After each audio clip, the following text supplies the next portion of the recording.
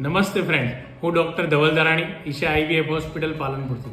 તો વૈધત્વની અંદર ફેલોપિયન ટ્યુબ એટલે કે નળીઓનો શું રોલ છે?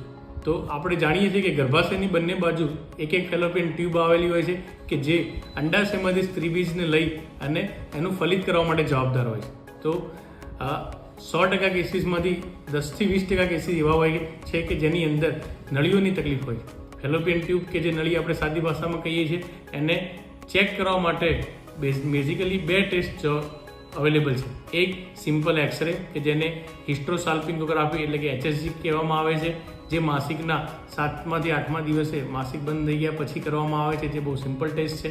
અને સેકન્ડ ડાયગ્નોસ્ટિક હિસ્ટ્રોલેપ્રોસ્કોપી કે જેની અંદર માસિક બંધ થઈ ગયા પછી ટેલિસ્કોપિક દૂરબીન દ્વારા નળીઓને ચેક કરવામાં આવે છે. તો જે બી કપલને બધા જ બીજા પેરામીટર નોર્મલ હોય છતાં પ્રેગ્નન્સી